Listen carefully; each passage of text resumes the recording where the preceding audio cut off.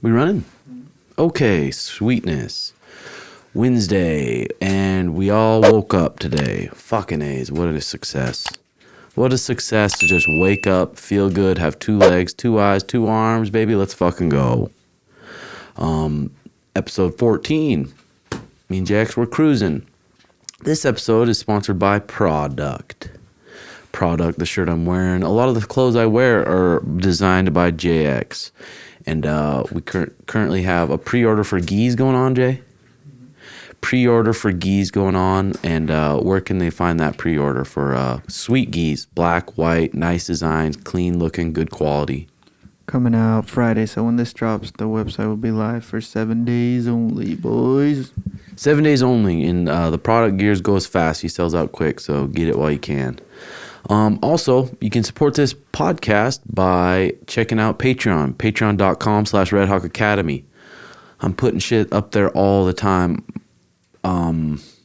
Put up yesterday, quality rehydration protocol after weight cuts, after for jiu-jitsu, for MMA in particular too, when you're weighing in 24 hours before. The weight cuts are way different.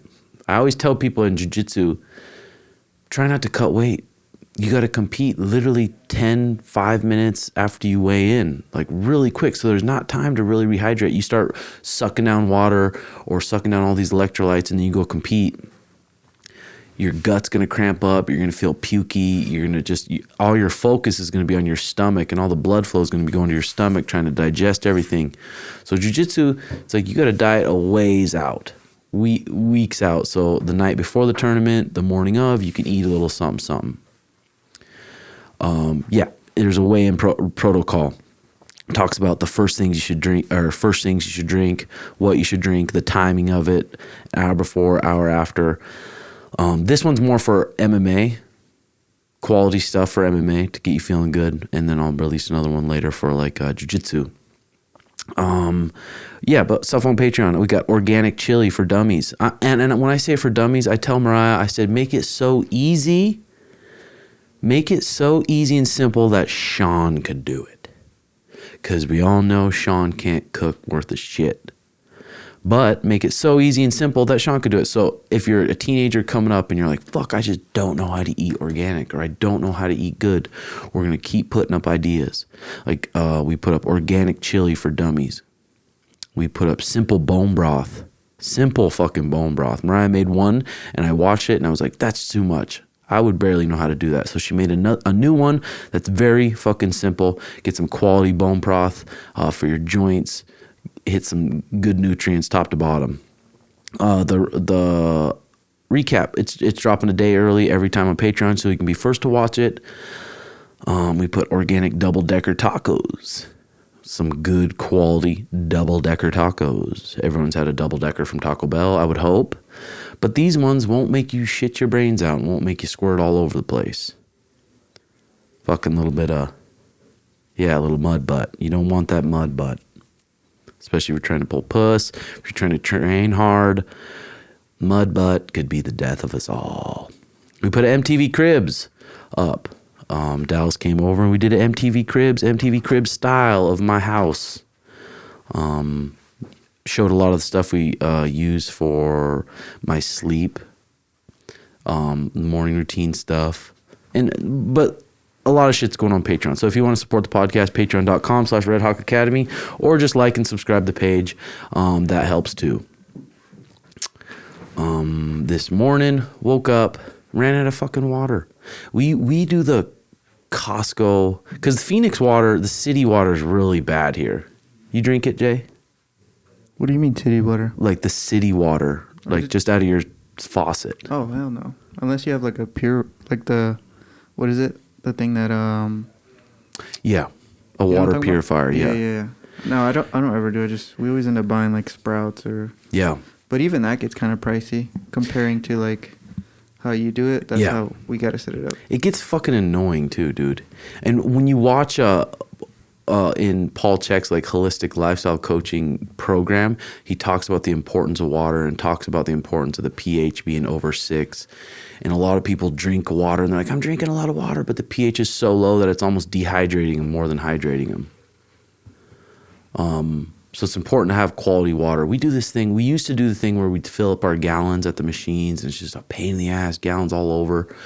But then we do this thing where we rent from Costco $2.50 a month for the machine to rent it from Costco.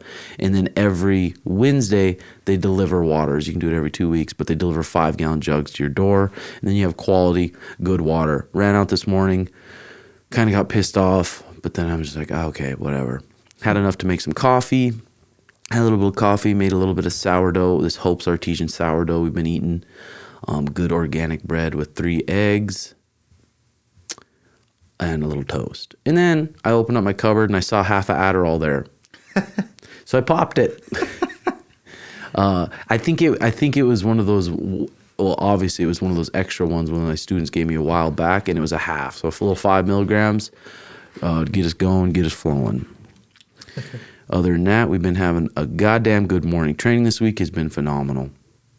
Fucking phenomenal, dude. Every time I train with world champions like Quixinho and Quinho and these Brazilians, and I get tips from these guys, I'm like, God damn, we're just so lucky to be in that spot to where we can get those tips. We get to train at Quixinho's for free, get to go over to Quinho's, get those hard rounds, but I'm getting in good fucking shape.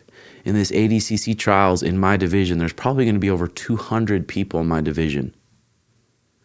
But the thing about these trials is it's not only black belts. So it's going to be a lot of college wrestlers, probably purple belts, probably people that are just joining in.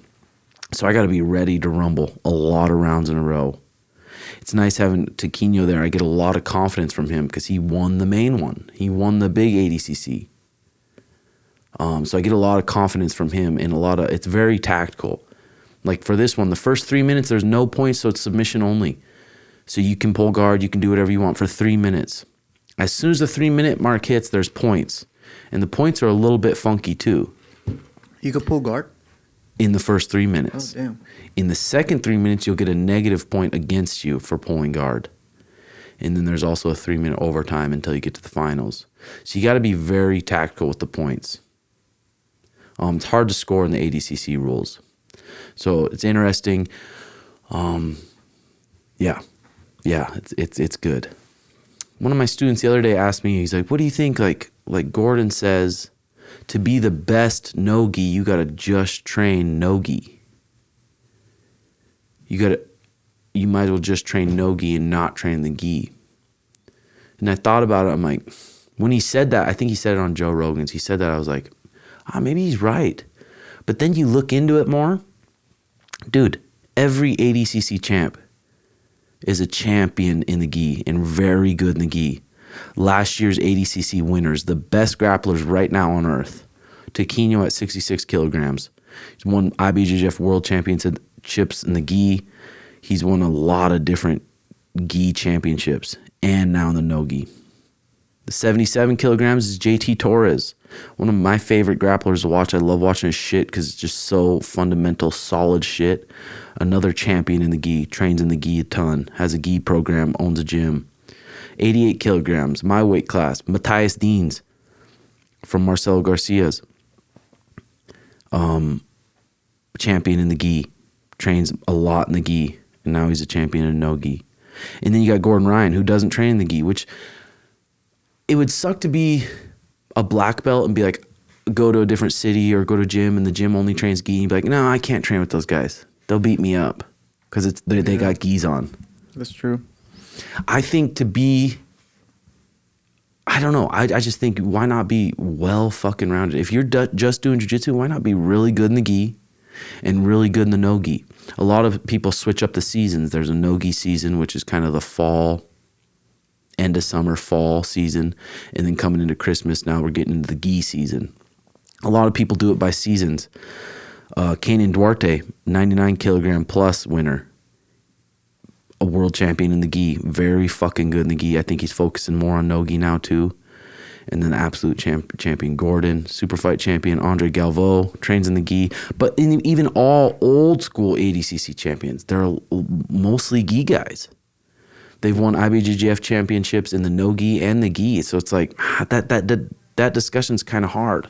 Look at Craig Jones. He's in the final against Matthias Deans, and he trains only no-gi. And Matthias Deans beats him. So it's hard to say, but I guess we're kind of biased because we do train in the gi a lot and have a lot of enjoyment training in the gi, but I don't know. I feel like, even Taquino says it, the gi is very complicated with all the grips. There's a lot more complication in the gi. You take off the gi and it gets a little bit more simple. A little bit more simple. You'll make less mistakes. The gi I like too is because you can do it when you're way older. You can do it in your 40s and 50s, and you can kind of slow it down a little bit with the grips. And I definitely want to be still training hard when I'm older, and not have to be scrapping in the NoGi. So I don't know. It's an interesting debate.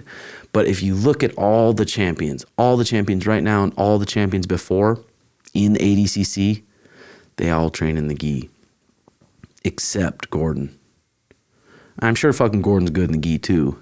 Yeah, I'm sure he is too. But I'm surprised that he's just like, nah, fuck the gi. But before he said I'm going to be a champion in the gi too. But then he maybe kind of just threw that. I think it's harder to be champ in the gi. Oh, bro. I feel like I'm mentally more drained when I'm doing like hard rounds in the gi. Yeah. You have to think more. And then no gi, I feel like you could get away when you're like super, like an athletic wrestler or something. You're just like, go, go, go, go. And it's just like slippery. Mm-hmm. But I like both equally, honestly. Yeah, same for me. Got an interesting email from the UFC for unvaccinated athletes, corners, and managers. Date, Tuesday, October 19th. Sent on behalf of Hunter Campbell. Hunter Campbell's like one of the higher ups. I think he's up there with Dana, UFC chief business officer or whatever. Recently, the U.S. government announced that beginning on November 8th, foreign national air travelers to the United States will be required to be fully vaccinated and to provide proof of their vaccination status to fly into the United States. Fully vaccinated travelers will also be required to show a pre-departure negative COVID test. This policy also applies to foreign nationals crossing the land borders from Canada and Mexico or coming to the United States by ferry. To be clear, this is not a UFC policy. The UFC is not requiring you to get vaccinated. We are simply communicating the new guidelines recently announced by the U.S. government. What does this mean for you? You should consider your options, such as traveling to the United States before this new U.S. government policy takes effect, or if you choose, make arrangements to take the appropriate vaccination.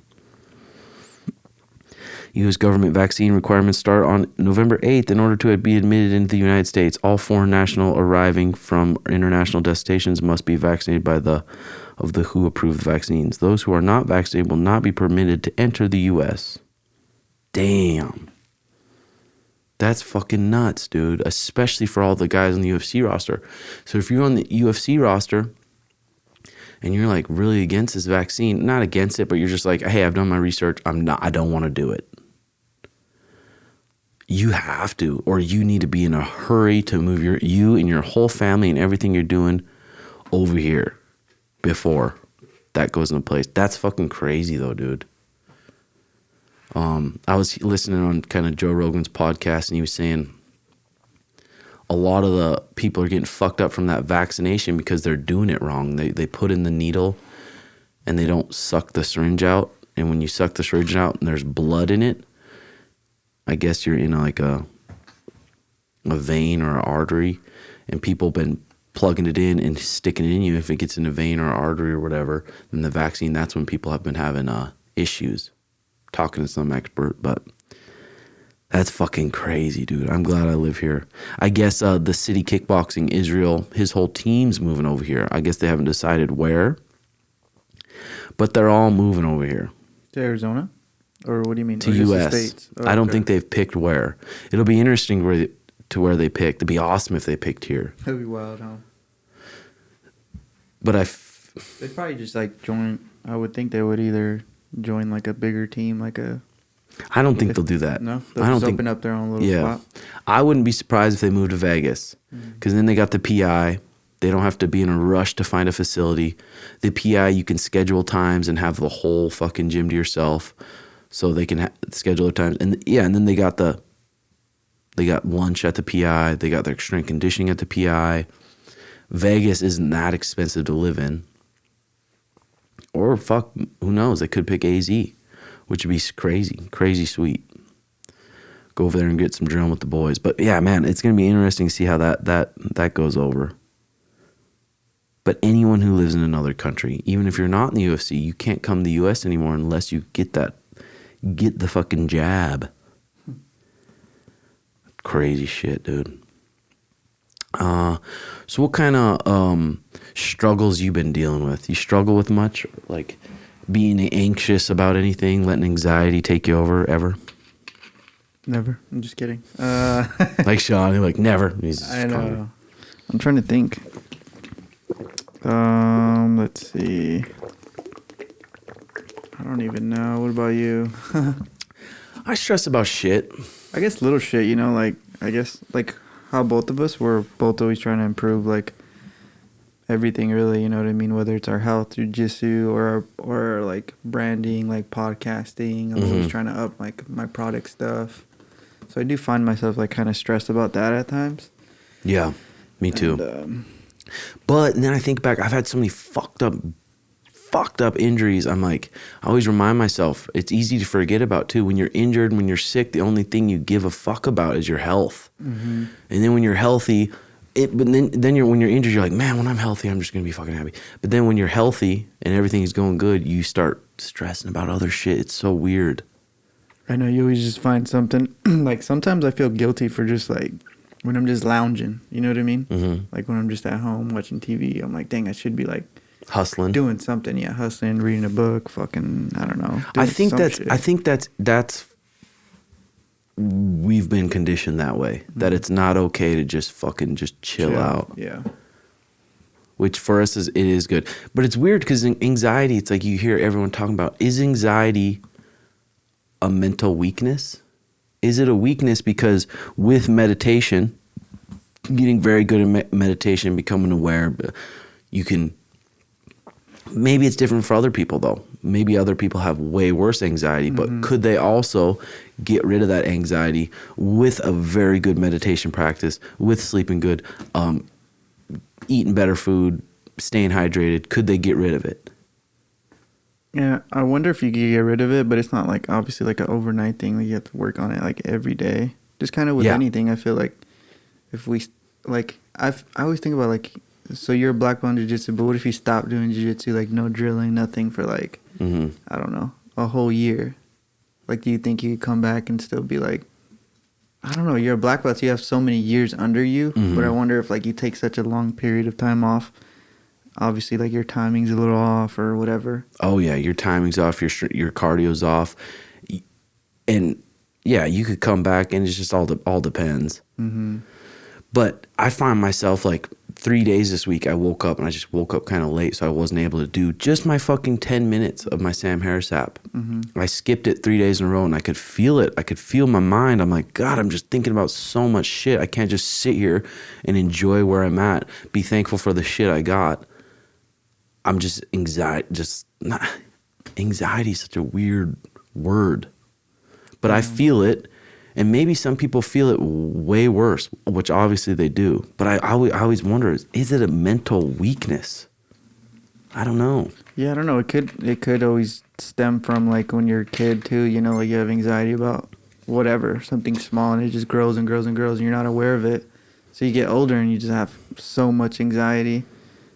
But yeah, I think for sure like meditation and like I like journaling a lot. I feel like when I write shit down, it just like, does it help? It like leaves my like thoughts.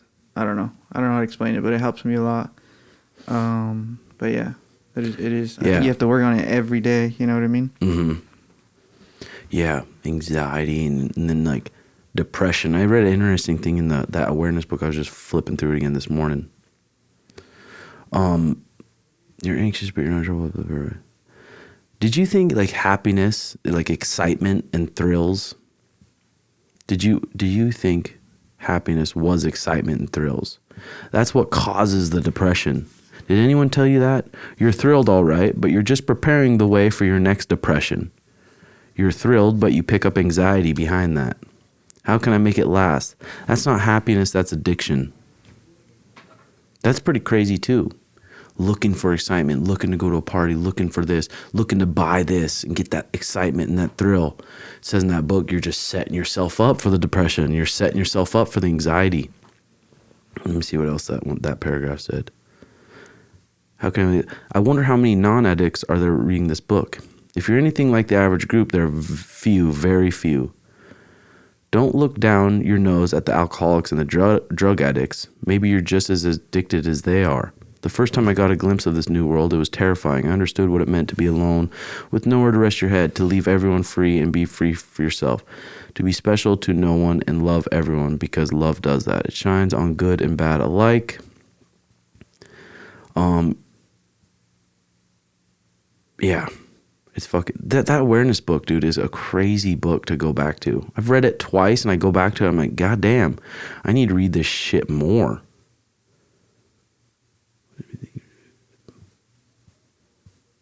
Yeah, this little part's interesting too. Okay, you're a success in life when you wake up. Then you don't have to apologize to anyone. You don't have to explain anything to anyone. You don't give a damn what anybody thinks about you or what anybody says about you. You have no worries. You're happy. That's what I call being a success. Having a good job or being famous or having a great reputation has absolutely nothing to do with happiness or success. Nothing. It's totally irrelevant. All he's really worried about is what his children will think about him, what the neighbors will think about him, what his wife will think about him. He should have become famous, or society and culture drill that into our heads day and night. People who made it. Made what? Made asses of themselves because they drained all their energy getting something that was worthless. They're frightened and confused. They're puppets like the rest. Look at them strutting across the stage. Look how upset they get if they have a stain on their shirt. Do you call that success? Look at how frightened they are at the prospect they might not be reelected. Do you call that success? They are controlled, so manipulated. They are unhappy people. They are miserable people. They don't enjoy life. They are constantly tense and anxious. Do you call that human? And do you know why that happened? Only reasons: they identified with some label. They identified the I with their money or their job or their profession. Interesting shit. Interesting shit. I listened to a good podcast. Did you listen to that podcast by Tim Ferris talking about how he built the Tim Ferris show? I was listening to it on the way over here. I'm only like 30 minutes in. So far, he just talked about just kind of like how he tries to minimize how much gear he uses. Like he only uses one mic, his headphones, and his computer. It's pretty badass, huh? Yeah, but he has like backups and shit. But I didn't really get like in the middle, so I haven't really got to the part where I guess I'm more interested in like how he like started to market it, I guess. You know what I mean? But yeah, he already had a kind of a name though, because he did the Tim Ferris like 4-hour work week. Mm-hmm. So I wonder if a lot of that momentum went over to like the podcasting, or did he talks about it. He talks about it later in that. It's interesting. Tim Ferris probably the king, besides Joe Rogan, the fucking king of podcasting, dude. Reading his Tools of Titans book is the thing that kind of made me back in 2017. Made me think, fuck, I want to start a podcast because I'm interested. I enjoy talking. I enjoy talking to other people and just being genuinely curious about shit and just talking about shit. But it's hard. It's hard if you start, he talks about it in there, if you start doing what you think people want to hear and you start doing all that, it's a recipe for failure. Mm-hmm. And that's why I think doing this, it's not that hard because I enjoy doing this pod. Yeah, same thing with like making clothes, because once you start like kind of following trends and like you start doing stuff like you wouldn't kind of wear or you don't really like, you're just doing because it's popular. Mm-hmm. It's just gonna, maybe you'll have like a good 1 month, 2 months, but then you're just gonna go shit. Yeah, and I like what his advice on, maybe it was someone else's, but he talked about it. He said, pretend you're in a stadium or a gymnasium full of yourself, like everyone is just yourself. Talk about shit that would entertain yourself, or talk about shit that you're into. And if people like it, great. If they don't, they don't. But then it's just not easy. I mean, it's easier to keep going and just coming in and shooting the shit. I like that. Pretending you're just entertaining yourself. He's got so much good shit, that dude, on podcasting. He's literally the king of interviewing people. He was talking about this kk.org, this website. It's an interesting site. There's a bunch of good shit on there. But this Kevin Kelly guy, he's like I think he's a 70-year-old guy. Or he's an older guy, a writer. pretty smart guy. He had this article. It was called 68 bits of unsolicited advice. Pretty good. I wrote down a couple that I thought were interesting. One, he says, learn how to learn from those who disagree with you or even offend you. See if you can find the truth in what they believe. It's always interesting. When you're talking to someone who disagrees with you, you usually can tell right away if they're listening to you and kind of looking at your side of the story, or if it's just going through one ear out the other and they're just trying to prove they're right. But he said that's a good way to get smart and get more intelligent. Learn how to learn from those who disagree with you or even offend you.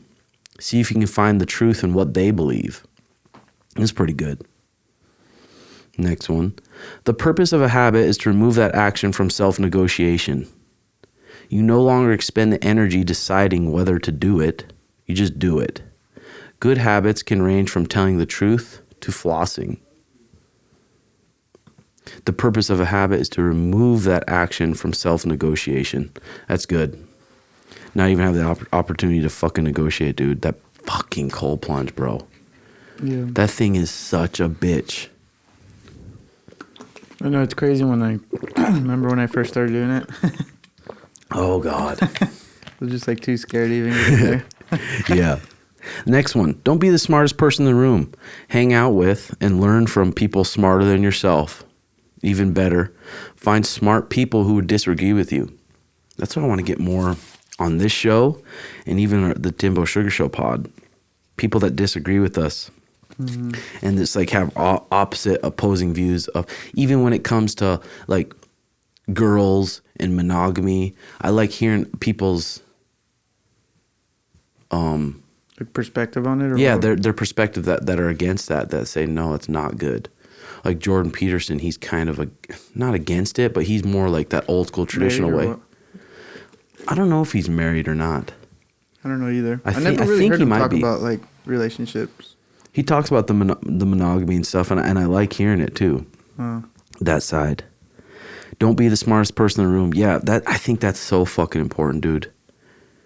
Not being the smartest person in the room. That's why I enjoy hanging out with those jiu-jitsu world champions. For real. Because their whole life, since they were fucking young bucks, they've just done jiu-jitsu. So they're so fucking smart when it comes to every single position. I want to hang out with more people that are like, I don't know, I guess like have like psychology degrees. I'd love to get like a psychologist on here and talk to them about the I wonder how shit. we would go about it, about like finding someone. Just post it up on the story. Yeah, maybe. Next one, promptness. Promptness is a sign of respect. I always think that too. It's weird. People, you either show up fucking 10 minutes early and you at least 10, 15 minutes early, or you show up 5, 10 minutes late or right on time and think you're like early. I don't know. That must come from your childhood or something, but. Could be habit too. Yeah, is it? Yeah. I feel like I'm trying to get better at that too. I feel like I do a pretty decent job, but sometimes I do come in just on time or maybe 5 minutes late. Mm-hmm. But I try to get better at it. And I think that's true too. Like in the jiu-jitsu class at night, people come in late and I don't mind at all. It's like they're coming from work. They have their lives, you know what I mean? This isn't their living. If your goal is to be a world champion and you have those kind of goals, then maybe it's a little different. Be like, hey, you need to be here for the fucking warm-ups. You need to be here from the beginning to the end. But I think that is so true, dude. Promptness is a sign of respect. People show up late to shit.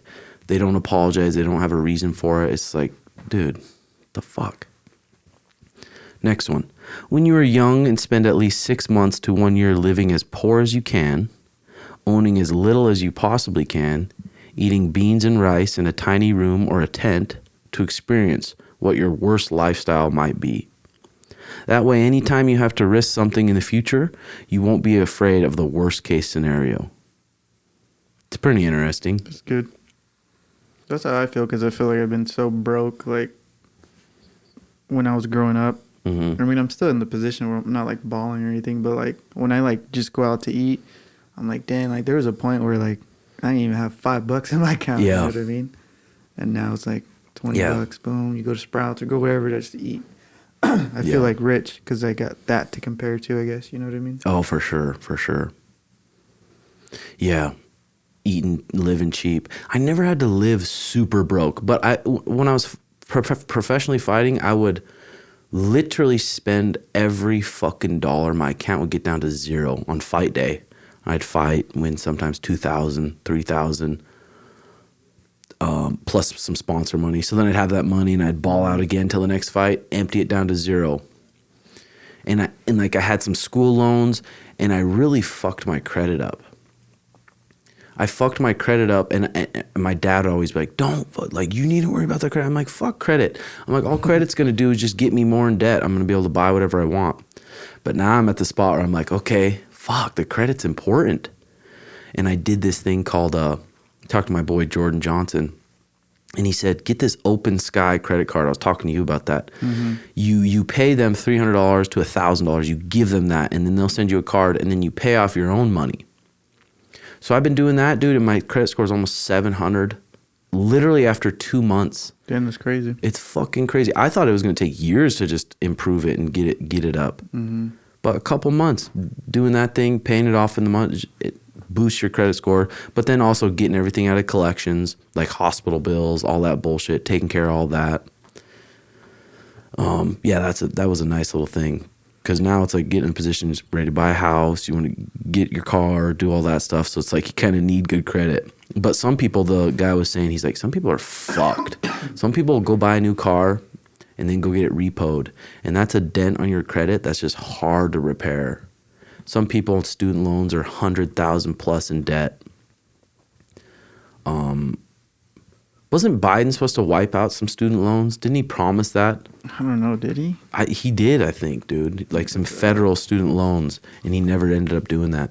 Yeah, I always just think about how, like, at least for me, like, I never was taught, like, just financial, like, literacy, like, just how to handle your money. I still really don't. I try to, like, YouTube or read books. Yeah. Like Ray Dalio and, like, just anything on YouTube, really, about just, like, how to handle your money, you know, not be stupid with it. Mm-hmm. But it's still, like, it can be a little confusing, you know, because you have to for sure. put money away for your bills, and, like, sometimes people are just barely getting by, you know, but it's like how to break that cycle, because that's how my parents were. They were always like check to check.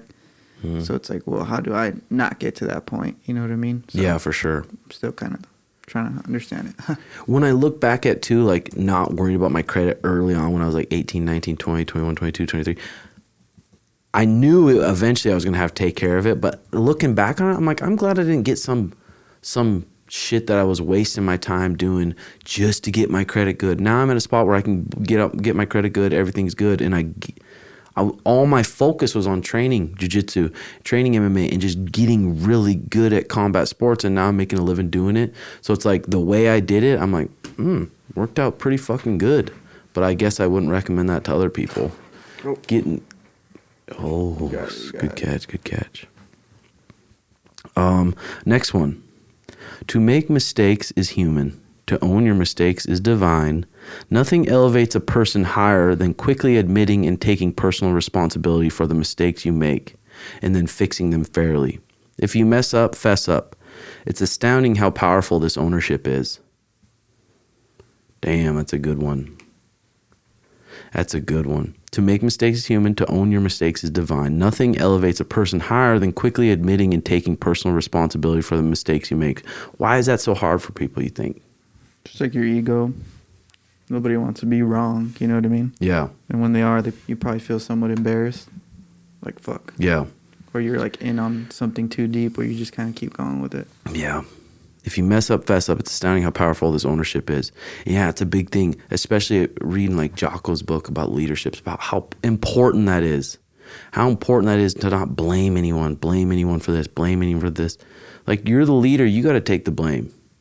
You got to take the blame on fucking most things and admit you were wrong. How to apologize quickly, specifically, sincerely. Next one. When you get an invitation to do something in the future, ask yourself, would you accept this if it was scheduled for tomorrow? Not too many promises will pass that immediacy filter. God, dude. Everyone, well, especially, I'm getting better about it now, saying no to things, but you plan things like, oh, next weekend, let's do this. And then the weekend comes, it's like, fuck, dude, this is my time to chill out, fucking just rest. For real. And now I scheduled this bullshit. That's a good one. When you get the invitation to do something, in the future, ask yourself, would you accept it if it was scheduled for tomorrow? Usually it's like, fucking no. How about this one? When someone is nasty, rude, hateful, or mean with you, pretend they have a disease. That makes it easier to have empathy toward them, which can often soften the conflict. It's a good one there. When someone is nasty, rude, and hateful, or mean, or just being a fucking douchebag, pretend they have a disease. That makes it easier to have empathy toward them, which can soften the conflict. Yeah, I always try to think too, like, dang, like when someone's being rude to me, whether it's like, say I'm getting coffee and the barista's just being a dick or something, I'm always like, man, I wonder how their morning is or what they're dealing with or why they're so stressed that they're kind of putting it onto whoever they first come in contact with, you know what I mean? Yeah, for sure. I try to kind of keep that in mind, you know, when someone's being like a jerk or something like. I know it's hard. Probably having a hard, tough morning, but yeah, sometimes it is hard. It's easier with girls. It's like, damn, true. she's just like, she must be having. But with guys, it's like it almost brings a pit bull out of us a little bit. It's like, you can't try to bully me, motherfucker. For real. But then it's gotten better. It's gotten better. Like this guy yesterday or 2 days ago was in this truck behind me. I don't know if I was driving slow. I might have been. But he's in this big fucking truck just like, like flipping me off like this, like double birds. No. And I'm just going like this, I love you in the back window and just like smiling. That probably makes like him this. even more pissed. He's like, oh, for sure. And then he goes to change lanes, like pulling in front of him a little bit. Like, but I'm like, damn, that dude's lit. I got control of that motherfucker. I got complete control of his emotions right now. But who knows? His wife could have just cheated on him. He could have just had a fucking kid die. You have no idea what this dude's going through. So it's like, Jesus. They have a disease. I like that. Holy shit, you got a disease right now, brother. For real. Next one. A vacation plus a disaster equals an adventure. Oh, God. A vacation. You ever had a vacation where it turns into a disaster? Run out of money. Where you're just like, oh, fuck. Disaster. I'm trying to think. I don't know. I can't really think of one. Like, yeah, I can't think of a... Fuck, it goes to shit.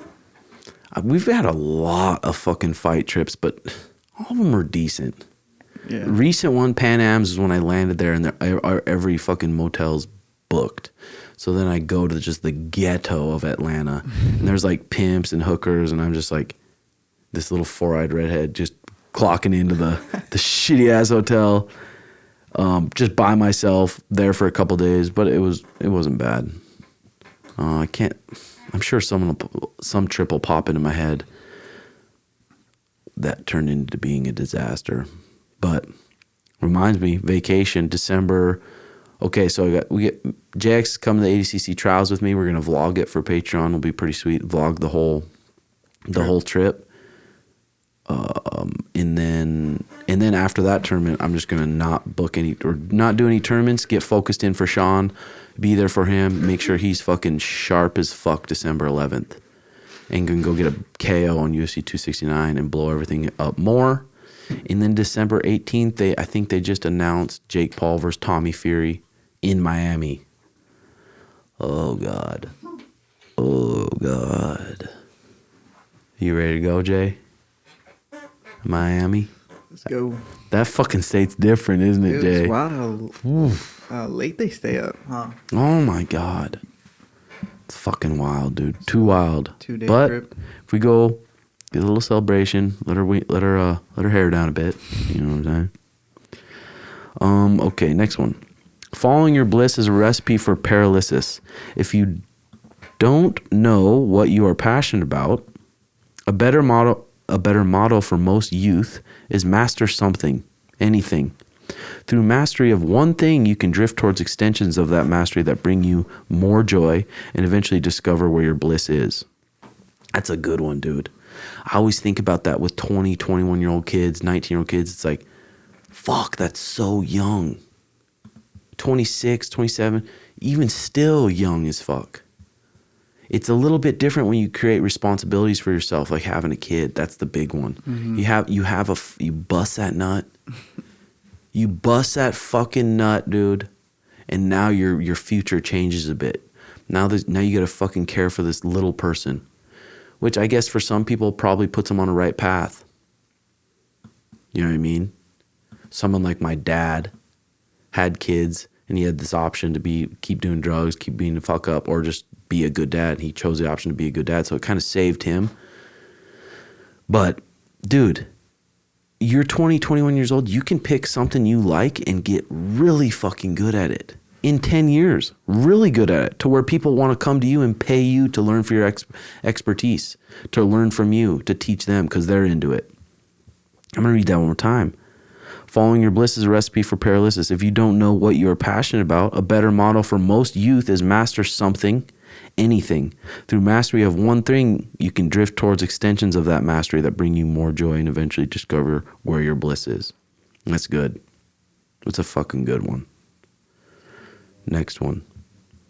Gratitude will unlock all other virtues and something you can get better at. Man, that's a fucking tough one, especially for the young bucks. Young bucks who never really maybe went through anything tough. Whether it's injuries, whether it's a fight camp, whether it's hard jiu-jitsu, whether it's hard grappling, whether it's living fucking poor, really poor.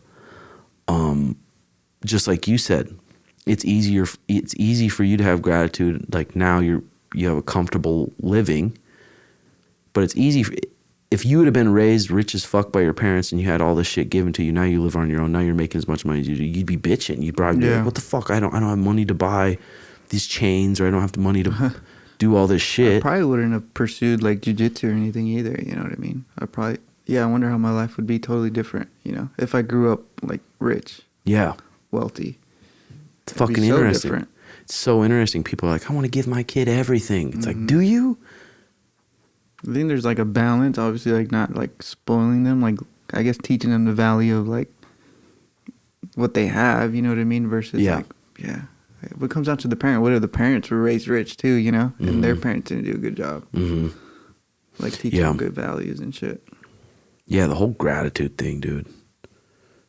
It's weird. It's weird you have way more of it after something bad happens to you. Mm-hmm. After you fuck yourself up or just something bad happens, you're like, damn, I'm fucking lucky for what I got. Well, especially Insta and like YouTube and all these YouTubers. You watch a Steve Will Do It video and you start comparing yourself to that. It's like, and then everyone on Insta has all this shit. It's like, fuck. Then you don't have much. It's easy to just start getting stressed or anxious. Or you don't have like anybody to really, I guess, mentor you in a way. Like, I guess, because when you go to school, they don't really like teach you that kind of shit, you know? Like what really matters in life, like your health, your family, and your friends and shit. So, yeah, it's weird. It's weird. That's why it's like nice, even this pod, if we can open it up some fucking young bucks to that kind of shit. Put them on a fucking good path. Okay, next one. That thing that made you weird as a kid could make you great as an adult if you don't lose it. What made you weird as a kid? Want to be a girl? Want to be a girl? We're going to get canceled? No. I didn't say there's nothing wrong with it. Yeah, that's true. That's true. I don't know. I've for me, like I've always liked video, photo stuff. I don't know, just like creating, you know, like just being artsy. I guess like because being artistic could be kind of like nerdy back in the day too, you know. Like, oh, you like to draw, or you like to paint, or you like whatever it is, you know what I mean? So for sure. I just kind of kept going with my artistic and self, and I guess it got me to where we are here now, you know, learning how to use a camera, editing. Yeah. All that's like, I guess, pretty artistic. Dude, yeah, nowadays as that fucking editor, I just feel like you're never going to have any issues getting a job work. Or anything, But still with you, like, you're so young and your jiu-jitsu's already getting so good and you're seeing how all this program's run. I think 5-6 years, you'll probably have your own fucking product jiu-jitsu academy. Yeah, that's what I was thinking. I have a lot of like lanes to go to, but how like go back to the quote where it's like you gotta master it, you know what I mean? But I feel like I do a good job at like kind of balancing the photos, videos, jiu-jitsu, like all out. But those are like my kind of three main things, you know, like the podcasting, jiu-jitsu, and then product, you know? Yeah. It's like my main thing. Mm-hmm. Pretty fucking sweet. Next one. When a child asks endless string of why questions, the smartest reply is, I don't know. What do you think? It's going to be so weird raising a kid, dude. I know. It's going to be fucking weird. I think we'll be good at it. I think I'll be pretty good at it. Yeah, you guys will be good parents. Mariah will be a really good mom. She's such a good dude. To the animals, it's like, oh my God, our animals live way better than most humans. Our little puppy, she's already fucking potty trained. She takes herself out the doggy door. She had a little piddle when you were over. Yeah. But usually she fucking just takes herself out the doggy door. She sleeps through the night. She's just such a fucking good little dog. Another article Tim Ferris was talking about in that podcast is Tim Urban, this guy's name is. He has a site called Wait But Why. It's a blog site that he comes out with a bunch of different blogs. It says he writing posts about his psychological shortcomings. I don't know, he's a very smart motherfucker. But this one, it talks about I think it's the shortness of life. He just breaks down if people are lucky, they live to 90 years. And he talks about, like, if you break all that down, like, how many times do you see your parents now? Or how many sessions left do you have with your parents, if you think about that? Or how many Christmases do you technically have left? Interesting fucking article to read. Wait, but why? It's crazy all the different sites out there that just have so much good fucking knowledge. I know. It's like endless. It's fucking endless, dude. Trying to book our flights to fucking Atlantic City. Holy shit. Most of the flights were through Spirit. Some of them take 30 hours to get there. Or 40 hours to get there. Holy fucking tit liquor. It's a long fucking time. A little bit of James Clear. JamesClear.com. Another one we always talk about. Another one where we can find some good info. Number one of his newsletter this week. The secret to being productive is work on the right thing, even if it's at a slow pace. Did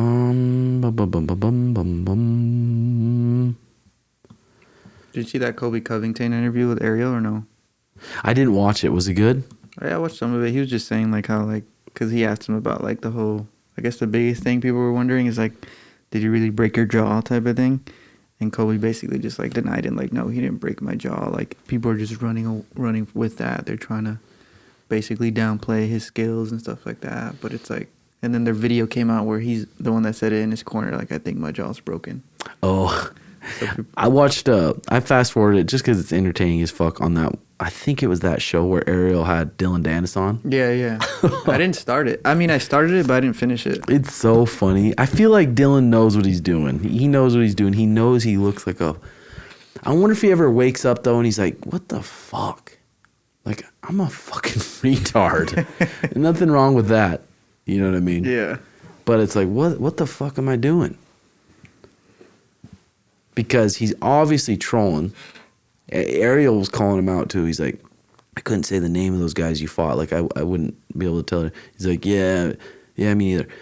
But if he was confident as he says he is, he'd be hungry to prove that. Mm-hmm. He'd be joining all these big tournaments. He'd be joining ADCC Trials. He'd be joining fucking the big ADCC. He'd be trying to book fights with Bellator. Say, hey, give me whoever the fuck you want. I'm good as fuck. I'm one of the best. But that's why he's definitely trolling. I don't know if he makes money off that. Obviously, he probably does. He's got a big following. Yeah, I wonder how much Connor pays him for just like private jiu-jitsu. I don't know. Yeah, it doesn't seem like he trains with Connor anymore. But he's been out for 2 years. I think he had those surgeries and shit. Mm-hmm. But he talks about those bouncers who beat him up and stuff. It's funny hearing it, just him, how fucking delirious he is. That's why it's pretty entertaining. Yeah, I feel like he's trying to go like the same route, kind of like what Gordon Ryan does. But Gordon Ryan beats everybody. That's the thing with him. He just like talks shit, but he beats everybody. So yeah, he like backs it up. You know what I mean? This will probably come out after the Gordon Ryan and the match. The match that's happening tonight. So I guess because this will be out tomorrow on Patreon, right? Mm-hmm. And then Friday. Yeah, Philly. He's going against this Philly Fresh kid. Remember we met Philly Fresh in Texas? That was him. I have that footage too where he's talking. Is that him? Yeah. Oh yeah. Talking about the story. Yeah. I should post that, huh? Yeah, for sure. For sure. Super nice guy, but dude, Gordon. I think Gordon might sub him 15 times. I think the match is 20 minutes. I don't know. But that's going to be interesting to see, too. What else we got for the day? I'll probably go home, do a little stream, Call of Duty stream. And then tonight, we got the gi at 5:30, and then 6:30 NoGi, and I'll probably train with everyone. It's nice, our gym. I can get good workouts with my students, even though they're blue belts. It's like some of them are really good wrestlers, and our blue belts are real fucking blue belts. They're tough as fuck. So I can go get a good sweat. And it's fun seeing all my students, too. It's like, damn. 6-7 months ago, it was like barely had to use any effort to submit all these guys. But now I'm like, whew, this motherfucker is going to be getting me here in a year or two. Mm-hmm. And it's a lot of them are getting fucking good. It's fucking so sweet to see. It's sweet to build these guys up and make them fucking badasses. We're at 50. Oh shit, that went by quick. We're at 50 minutes. If you enjoy the show, please like or subscribe. Almost at 10,000 followers on the YouTube. We're gonna keep doing it just because we like doing it. Holds us accountable too to keep learning shit. I want to still go over all that funny shit that you send on Instagram and Twitter too. Maybe next show. It could be like a Patreon thing too. Yeah. We just go over fucked up funny videos. Yeah, it could. Damn, dude, little 5 milligrams of that Adderall. Oh. I feel like I could talk for hours. I could. That's nice. Giving a little break from the vapo. All right, guys. See you next week. Peace.